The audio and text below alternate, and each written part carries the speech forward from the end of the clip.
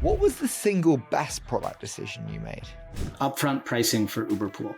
When we first launched, it was variable pricing depending on whether you matched or not. You open the Uber app, you say, this is where I'm going, and it was just like, okay. And then based on minutes and miles, the cost would post hoc calculate. And so we built upfront pricing where you'd see that beforehand. Ready to go?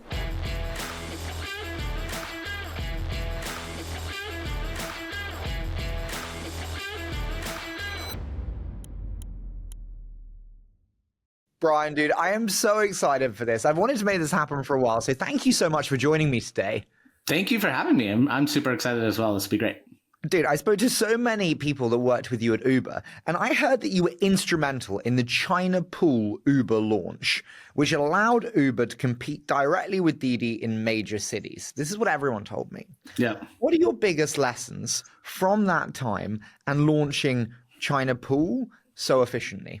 We were launching in China at the same time we were standing up a Chinese a data center in China, and there was all sorts of technical issues with the day before launch getting everything to work properly.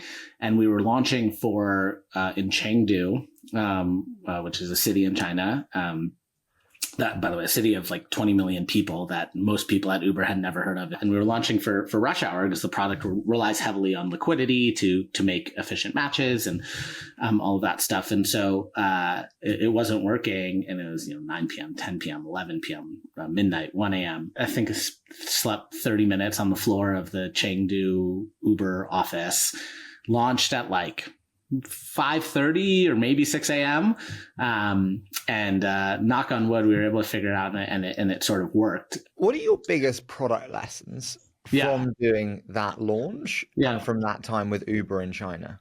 My biggest product lessons are one, underlying data, like understanding the components that make your product work really, really matter. So in our case, we are trying to do matches between two riders for Uber Pool.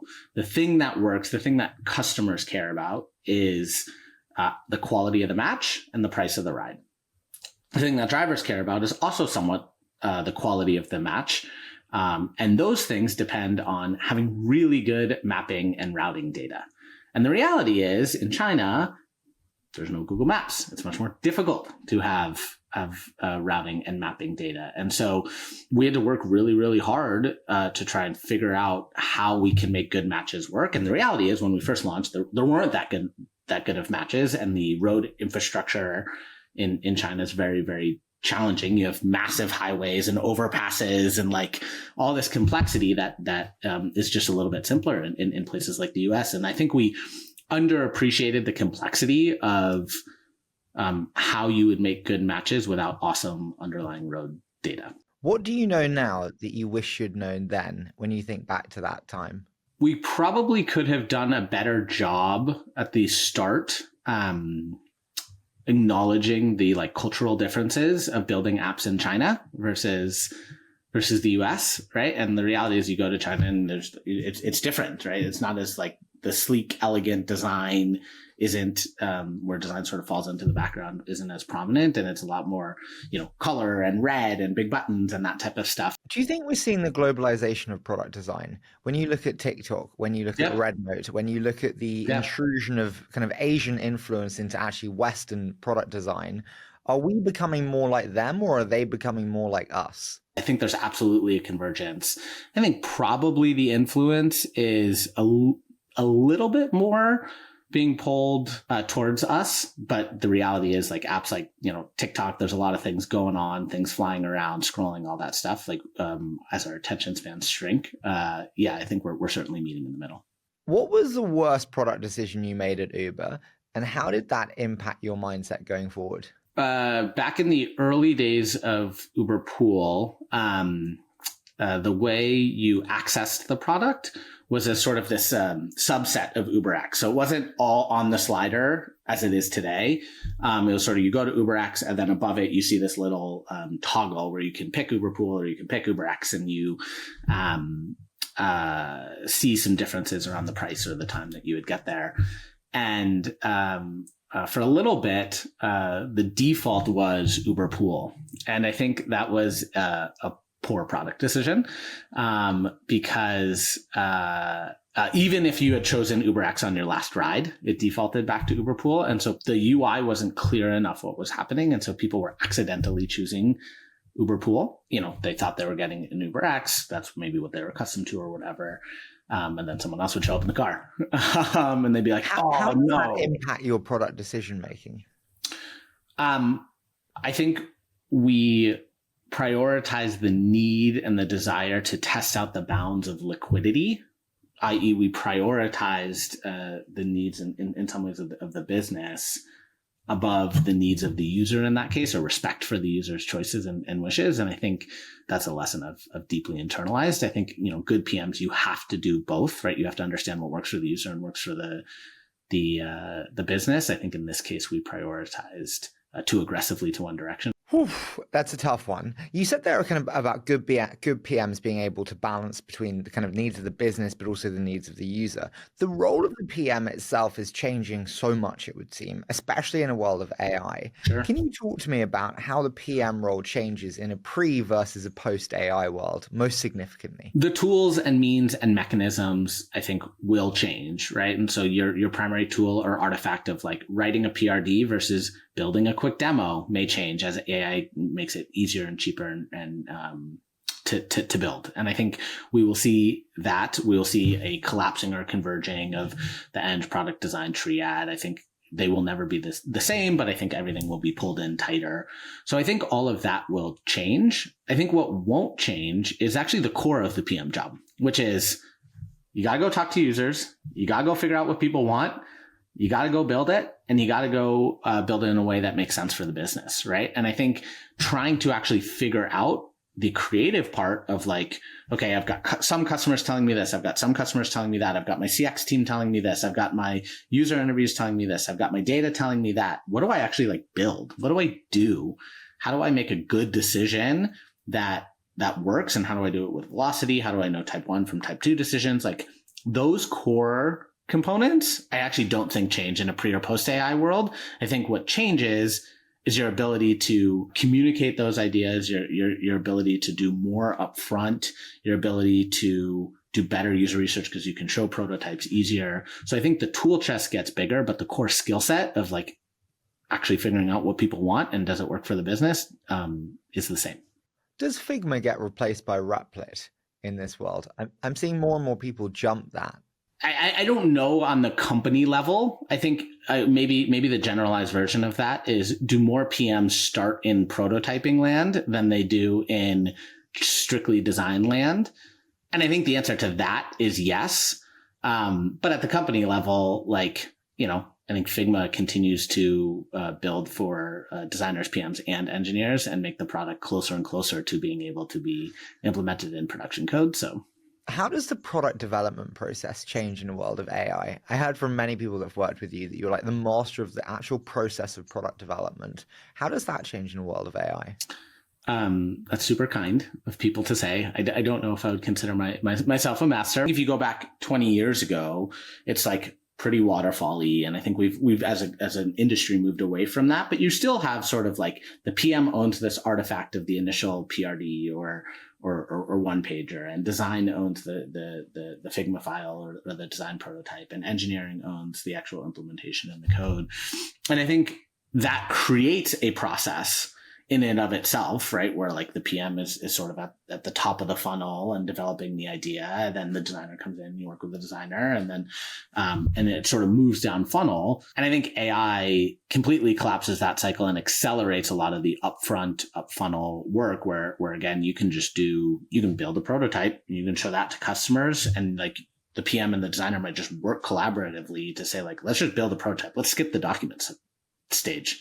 And let's just do that instead of sort of maybe talking as a first step and then showing some flat files and then maybe building one or two prototypes to sort of refine your hypotheses. And so I think the development process just accelerates a bunch. You mentioned the one pager there. Yeah. Say we keep it just for now. Sure. You've seen many different types of one pagers. What is a great one pager, and where do most people go most wrong? Yeah, so I think if you're early in the process, which is probably where you're writing a one pager, the important thing to get right is the problem definition, the why, right? Like what is the core insight that is the reason that we're even talking about this project? And that's usually a user insight or a business insight, and or both. And then anybody should be able to pick up that one pager and say, okay, I get why we're doing this, and I get the problem. And it's totally fine / expected that the solution is probably pretty underexplored in those one pagers. I think people get wrong where the one pager is the solution description, not the problem statement. How do you think about prioritization of problems to go after? There are so many different problems that you could choose. A lot of teams have a lot of different opinions. How do you determine we are going to commit resources to this and not this? The standard way would be like impact, confidence, and effort, right? And I think that's a reasonable, good framework, and there's a reason it's been around forever, and it's a reason that people use it. I think that the part that has to mash up is something about time horizons, and the priorities of the company at any given time. And so what I mean by that is like one tension that often arises is how much do we build new features now versus maybe stabilize the existing features versus pay down tech debt, right? And I think these can become spiritual debates or whatever, or religious debates. Does that become much more challenging when you're public? It is more challenging when you're public, but it doesn't change, I think, the core principle, which is you still need to decide at the highest level what time frame you are optimizing for. And so I think things like experience debt and tech debt, the debt part is actually like a really apt description where you trade paying it down now for paying later, or you trade taking it on now to pay later. You're an angel investor in my company. In a hypothetical situation, I've got investor and I'm Series A style. Okay. So I've got investors and they want me to go from 2 million to 8 million in a year ARR. Yeah. But I'm mindful that I've got growing technical debt. Sure. Do I focus on new product expansion and just let the technical debt ride it out? Mm-hmm. Or do I solve technical debt at the kind of at the cost of maybe lower growth and lower new products? So I think when you're early-ish stage like that, at seed Series A doing 2 million, trying to get to 8 million, like you have to earn the right to exist in the future, and paying down tech debt doesn't pay the bills. And so I think at that stage, it's probably a little bit early to start paying down technical debt. Now, it a little bit depends. Are you in like a land grab? Uber was in a land grab for many, many years, right? It had to be first. It had to get riders. It had to get drivers, right? And so there's very much a land grab competitive dynamic that pushes a certain philosophy and velocity. I think most early stage companies tend to be that, where you have to figure out if the thing that you're building in that 2 million ARR you may not know yet actually has value and people want it and people will pay for it. And so I think early stage slowing down to pay down that debt is oftentimes a bit challenging. Should the CEO always be the CPO? Always no, but in the early stages, yes. So, there are certain scales of companies where that, maybe doesn't make sense anymore. But in the early days, yeah, I do think they should. I think outsourcing if you think that the most important asset your company has is the product that it's delivering, I think at the early stages, outsourcing that to someone else can be really, really challenging. We mentioned like the focus on new products or expansion of products versus technical debt. Yeah. You have gone from single to multi-product. What's your biggest lessons on how to go from single to multi-product well? It's a challenge so many face. There's a product challenge and then there's like a cultural challenge. The product challenge is you have this chasm to cross, which is you can't degrade your core product, right? It's a classic innovator's dilemma. You can't degrade your core product to build a new product on top of it until you know that the new product is working, right? You have a bunch of users who care about your core product. And so, I think the best way that I've seen this approached is by giving new products a little bit of a sandbox, a contained sandbox that relaxes a bunch of the constraints of the company, but does it in a way that if it's completely fails or whatever, it actually doesn't harm the overall core product experience. So Uber and Opendoor have an advantage where you can do this geographically by city, right? And so or in, Uber's case, even more extreme is you do what Uber Eats was, which was like a totally separate app, a totally separate org, and a totally separate everything. Go ahead. It doesn't harm it. Does it have to benefit it? A lot of people say if you're going to do a second product, it has to benefit the first. I don't think it has to benefit the first, but it has to take advantage of some competitive advantage that your company has, right? And so if you think about sort of a classic 2x2 matrix, where you have, your customer set and your competitive advantages as a company, your core product is your existing customers with your existing product and competitive advantages. If you have a new customer set and a new set of competitive advantages or capabilities, that's probably just a new company. And so you're either playing in, do we take our core capabilities and attach to a new customer set? Or do we take a new customer set and attach to our core capabilities? And I think you can play in either one of those, but in both cases, it doesn't have to make the core product better, but it does have to make the core experience for your customers better. And it does have to make the business obviously better. What fuck ups did you make in going from single to multi-product? I think the biggest challenge with going from single product to multi-product, I mean, I actually described probably the biggest fuck up was probably the one that I described previously, was like, that was Uber going from UberX to Uber Pool in one. And that was actively, I think, harming the overall user experience. So that was probably the single biggest. What about at Opendoor? Yeah, I think at Opendoor, we had initially started building heavily on the buyer side of the business. And I think we knew we wanted to be multi-product. We had a bunch of initiatives over the year, building a retail buyer business, building a mortgage business.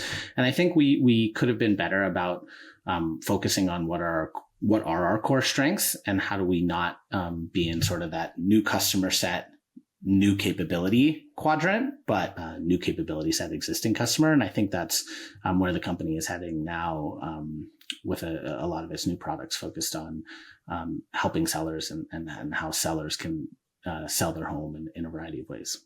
You said to me before, the most important product skill set is simplification. Speaking of product expansion, is simplification, and finding the kernel of truth. This is a brilliant one. Is a sea of cacophony. Mm-hmm. I read this and I was like, my God, it's like Ernest Hemingway's fallen into my email.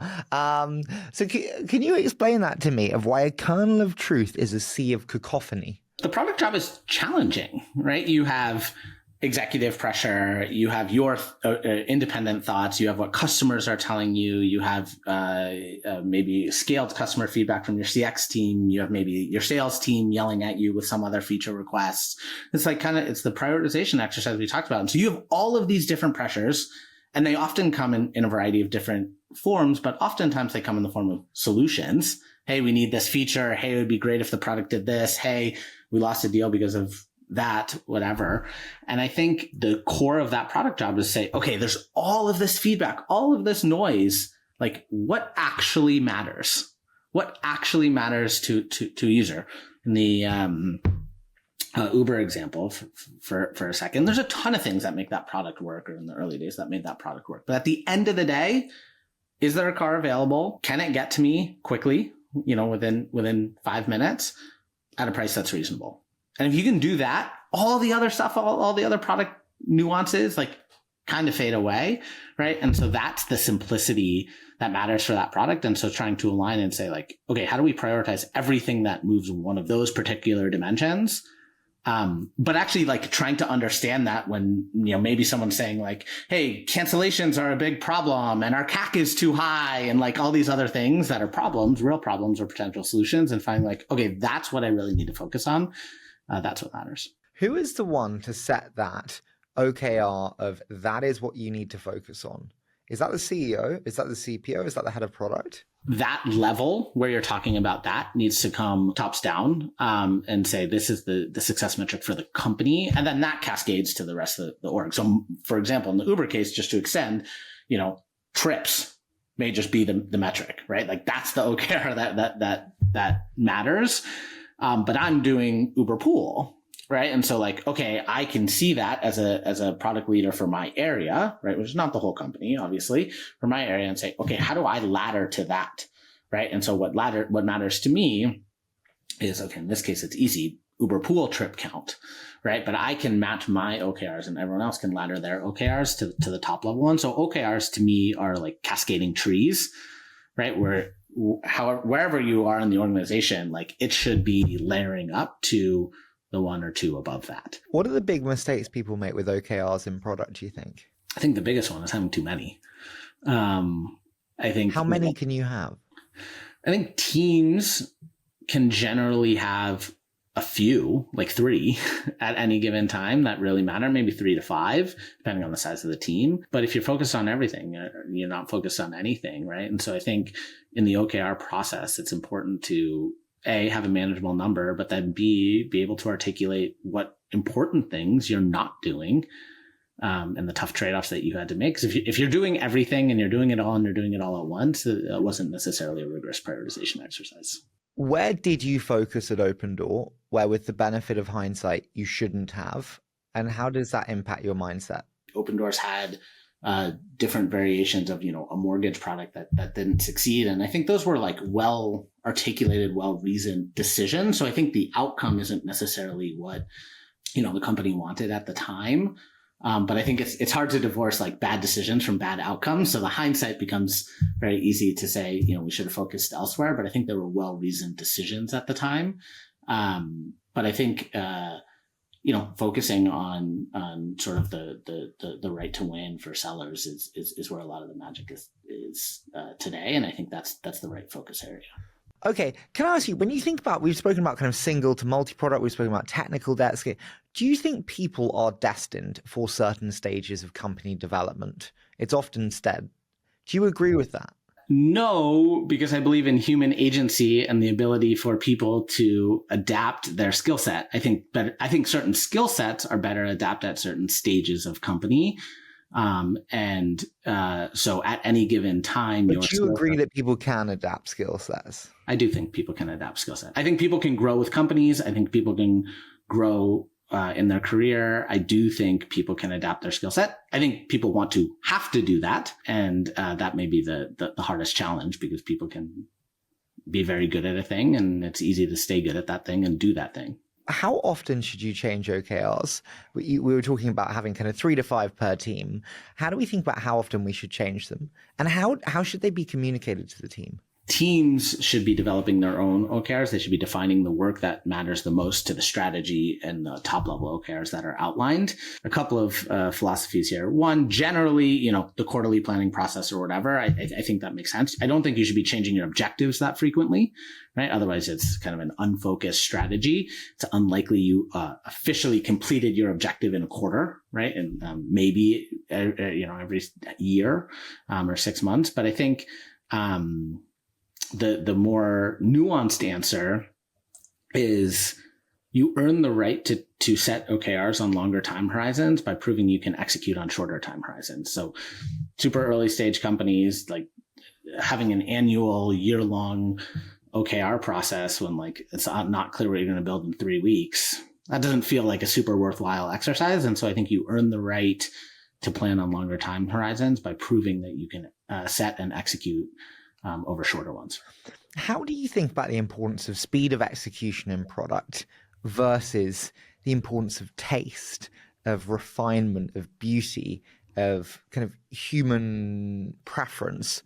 How do you think about that balance and what's ultimately more important? I probably personally fall a little bit more on the velocity side. I think that's, not an extreme version of that. I think the reality is, as good as your product intuition is, as reality is, you throw something out into the world, you ship something, and you figure out if people like it or not. And the more shots on goal you take with that feedback loop, the more likely you are to succeed. And so I don't think you can throw out crap, right? Because the risk is then you have like a negative signal where actually your execution was just bad, right? And that's the reason it didn't work. So you have to have a minimum bar, right? And that's what viable and minimum viable MVP is. But like, velocity matters a lot. Dude, how do you determine whether your new product change, your product update, your redesign is shit versus users are just not used to the transition or the change. I remember the iPhone losing its home button. Me and all of the people around me were like, this is terrible, swipe up. Now it's preposterous to think of that. How do you think about whether it's a bad decision or it's just user preferences changing? The iPhone one is particularly challenging because it's hardware. And so hardware's hard. In software, though, I think you tend to have the ability to give people time. I think what you need to do is be a little bit more rigorous in how you think about your metrics and your definition of success, where, the classic, okay, we're going to make a change, we're going to roll it out until we get stat sig, and then we're going to pick the winner, and then that'll move forward. Like that may lead you in the wrong direction here, right? Because it may be, you have a novelty effect and the numbers decrease, or frankly, you have a novelty effect and the numbers increase, but it's temporary. And so if you think there's the risk of that change being just sort of like a change to customers' behavior, you may just set up your experiment differently. And you say, okay, we're going to look at all the data, but we're not going to make a decision in the first 2 weeks. We have to have the fortitude, the guts, the gumption to say, we might see patterns in the behavior where behavior is slowly changing over time. And so we actually need to evaluate this experiment on month, or week 5 through 8 data, not week 1 through 4 data. To what extent are you a gut-driven product leader or a data-driven product leader, if I were to put you in one camp? So if you were to put me on a continuum where 0 is 100% gut, 0 is gut only, 100 is data only, you'd probably put me at like 65, with one caveat, which is data is not just, and this, Opendoor has this lesson for sure, not just, quantitative A/B tests, right? Talking to users is data. Like that is real. If you talk to 10 customers and they tell you something, that is just as much data as I looked at 150 data points. And, here was the insight. So 65 is the answer, because true gut is just like, I just went with what I thought. Is simple always better in product? For a given necessity of complexity, simple is better. And so what I mean by that, let's take the Uber example. Push button, get ride. That's the original, Uber thesis, right? And it was Uber Black, right? Push button, get awesome ride. That's way simpler than open app, see slider, pick car type, push button, get ride. Right. But the reality is, if you want options to serve different customers, to serve different use cases, the slider's a pretty simple UI to do it, where you can articulate everything in one sort of paradigm. So for a given sort of necessity of complexity or a necessity of feature set, yes, simple is always better. But you can be very reductionist and say, well, if simple is always better, Uber moving to a second car type in one app was a bad choice. And I don't think that's true. One thing I think about often is Gustav at Spotify, who's a dear friend and one of the best product leaders in the world, I think. And he always says that talk is cheap. And so we should do more of it in terms of the internal discussions being so valuable and actually encouraging much of them. I, on this hand, think he's wrong. Which is incredibly bold and arrogant, given he's CPO of like $100 billion company and I have a podcast. So you are underselling yourself. I'm precautioned, but I think actually dictatorial product leadership is underrated. How do you think about that balance between strong leadership and product direction versus a real emphasis on discussion, debate, and internal dialogue? So I think consensus product decision making is challenging and wrong. So you think A, I think B, let's meet in the middle is challenging. But I think A, and I'm not going to ask you because I think you think B and I don't want to hear a difference of opinion, is not good, right? And so I think talk is cheap, therefore we should do more of it. I would interpret that and agree with the interpretation of get all the opinions on the table, make sure to gather everyone's expertise, and then make the best decision given the information. So I think slow decision making is expensive, for a vast majority of decisions, but so is not listening to anybody else and gathering opinion. So, I think if dictatorial in this definition is defined as like, I have all the right answers and my opinion always wins, I don't think that, I don't agree with that. But that's different than consensus. I find very rarely does a slower decision lead to a better outcome. I agree with that one. Can I ask you, when it comes to hiring for product teams, I do want to discuss this because you said about hiring for true product teams. And I thought that was just interesting. What do you mean when you say true product teams versus just good PMs? Earlier in my career, I was like, okay, if you find someone who's smart and hardworking and can do that distillation, and there's a good PM, you can give them any problem and they'll figure it out. Right. And I think for some generalist problems and generalist people, that's true, but not all PMs are created equal, right? There are PMs who grew up as designers and then became a PM, or engineers, or have a technical background or a data background or a business background or an ops background. Right. And like, I think we can be more nuanced in thinking and saying, what does this team need? And therefore is this PM the right PM fit for the team? So it's sort of the same way you have founder market fit, right? You have like PM team fit. How do you know the PM type that you need? You look across the team and go, oh, we're missing a former consultant, analytical brain who wants to be CEO of the product. In a pithy way, someone at Opendoor, who I work closely with, had this phrase, which is you hire your strategy, right? And so the person you pick to play that role will dictate how that person defines, the success of that product. And so I think you need to have a perspective on that when you're hiring. So for example, if you look around and there are two dimensions, there's what is the sort of team, as in maybe the product that they're working on, that team need, i.e., hey, this is a back-end infrastructure thing where the key to success is the algorithm that we put forth. Therefore, the PM that we need to have and needs to be able to deeply understand whatever the case is, optimization or have a more mathy background. So there's that sort of type of team fit that I think is most important. Then the second is like your product team, your functional product team. And you can say, okay, our functional product team has like a lot of people that fit this type of mold. We need somebody who's going to push us in the direction of being sort of that like crazy out there tinkerer, always trying the new, newest tech tool. And they're going to ingest that energy into our product team because we are also a team. So I think both of those are important. When you look back on your hiring decisions, when they've gone wrong, what did you not see that you should have seen? So I believe that poor hiring decisions are never just the person never just the responsibility of the person being hired, the new person who it didn't work out with. It's almost always the company or the hiring person's fault, right? And so I think if in that context, what I've seen most effectively is either that person wasn't set up for success, right? So they didn't have enough clear direction or definition of success or clear outcomes. They had the wrong skill set to sort of what we were just talking about. Hey, their interest is on the design side, but what the team really needed was like a more engineering technical leader, because that's some of the challenges that the team was facing. And this is sort of a corollary to the first one, the ambiguity of the role and the ambiguity of the challenge was above that person's ability to distill that ambiguity and find what really matters.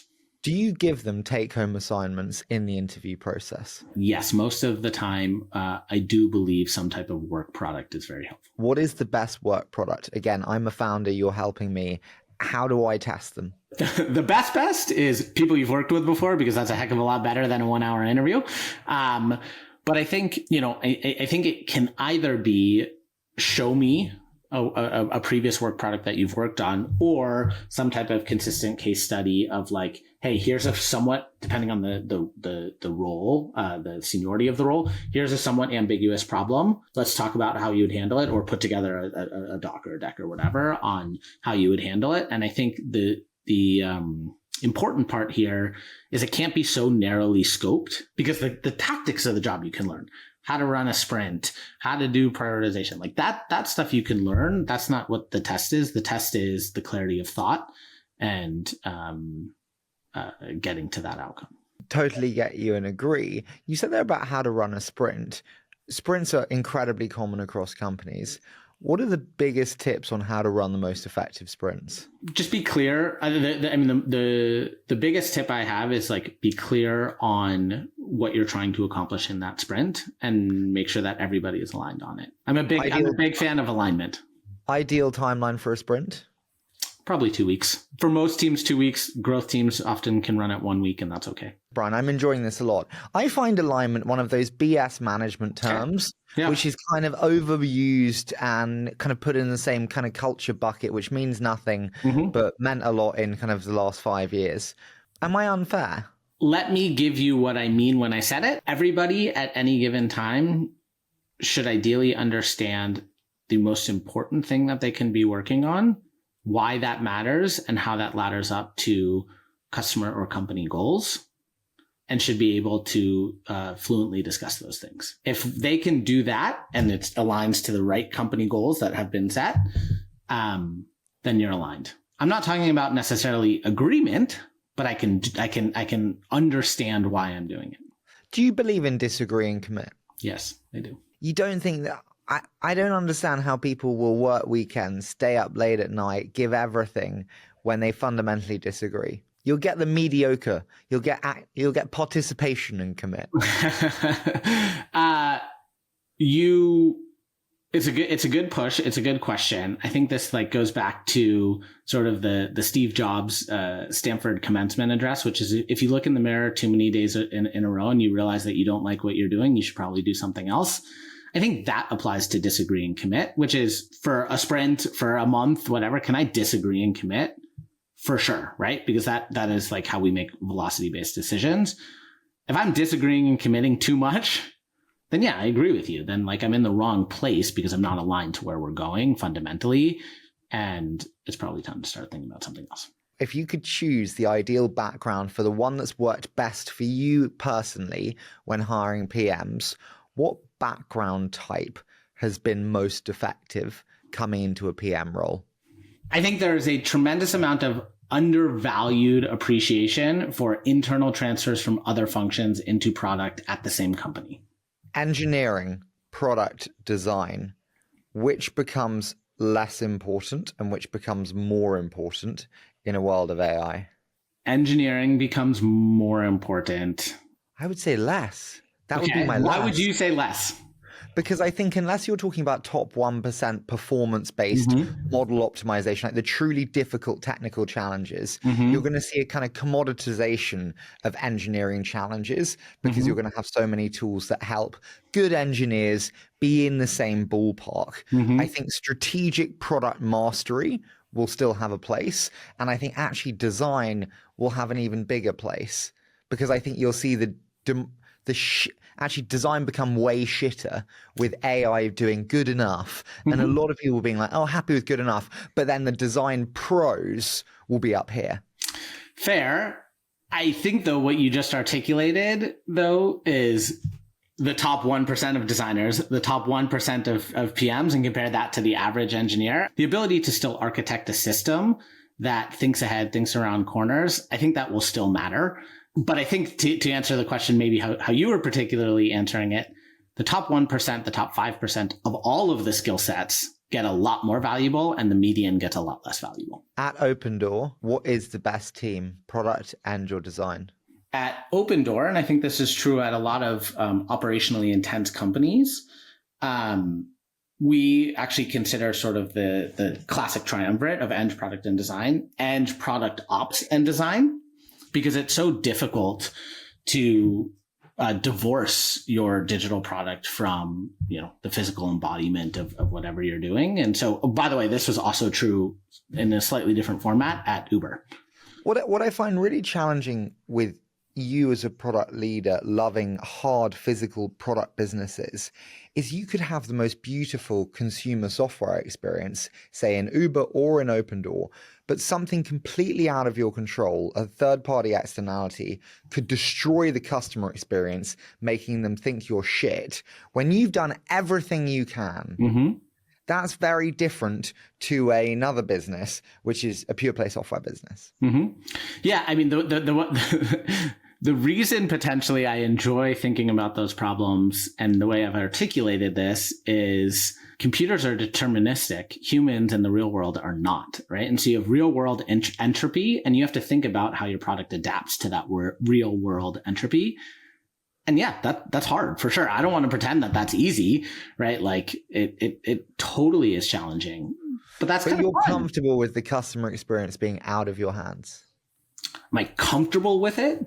I don't know about that, but like I acknowledge that some of the most important, impactful products exist in the real world, not just the digital realm. And therefore you have to grapple with the realities of the real world.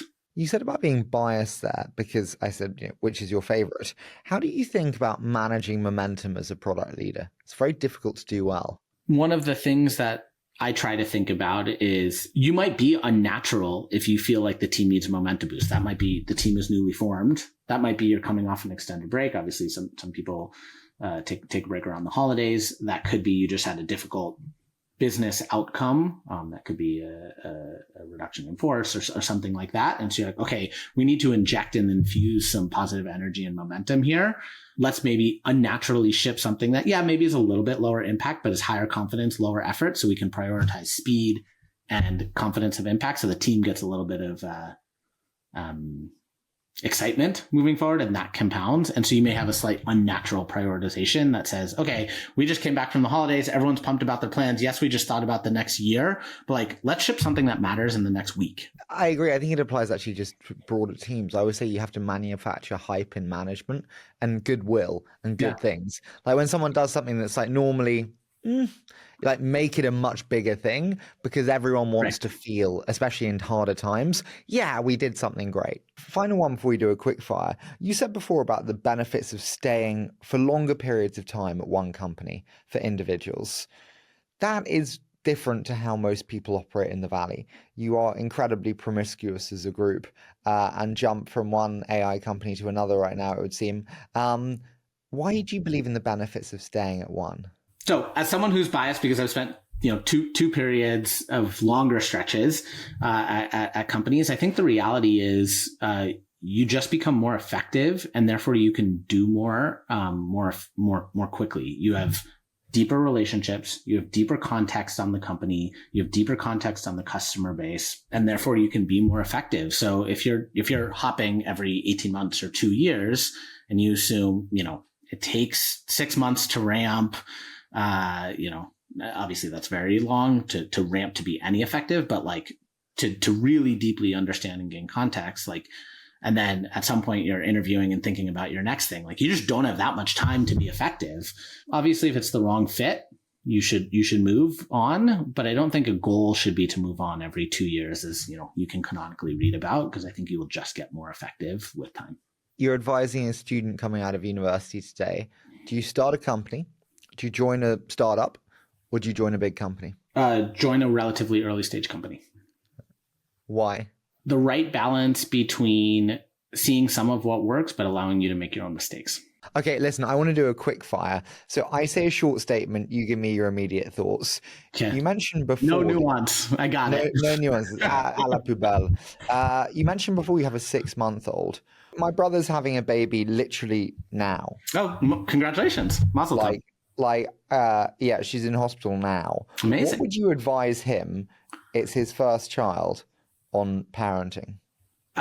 Say yes to all of the help that anyone offers or provides, and actually living close to parents, friends, family who can help is a superpower and a cheat code. Yeah, don't worry, mum's there. Yeah, exactly. What's the most common reason founders don't get product market fit? Not deeply understanding the problem and falling in love with the solution, not the problem. What do you know now that you wish you'd known when you entered product? The hiring lesson that I gave earlier of making sure to really understand what the problem needs and then finding the person who's really good at that type of problem. What was the single best product decision you made?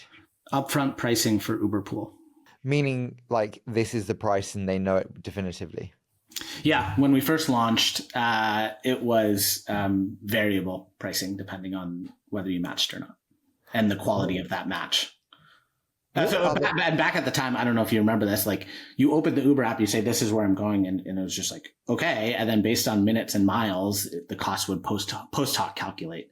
And so we built upfront pricing where you'd see that beforehand. What other function has the most tension with product? Operations. The speed and cadence and types of problem solving is very, very different.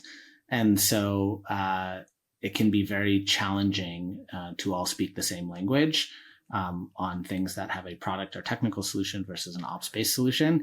What was the most recent consumer wow moment you had with a product? It's cheating, but the honest answer is ChatGPT. Really? Yeah. Huh. Not for you? No. Well, it wasn't amazing. I actually found the Meta glasses an amazing product experience. I don't know if you've tried them. You put them on. I actually have not, but I've been with someone who did. Product experience is amazing, incredibly thoughtfully crafted, pretty beautifully done. Yeah. Or Suno, the AI music generator. Yeah. Unbelievable. That is unbelievable. I think the multimodal ability to upload a screenshot, a picture, a video, and say like, analyze this, tell me about this, think about this in ChatGPT is pretty incredible. Final one for you. What would you most like to change about the world of product today? I think the breaking down of silos, the use of AI tools to break down the silos between the functions will be more challenging than a lot of people are giving it credit to. And I would love to see that change where PMs more quickly are like, yeah, let's just go to a prototype. Brian, I have peppered you with questions. I've loved doing this. I'm sure you feel like you've been interrogated. Thank you so much for this. And this has been so much fun. Thank you, Harry. This is great. Love it. Good luck to your brother and congrats if it's your first time becoming an uncle.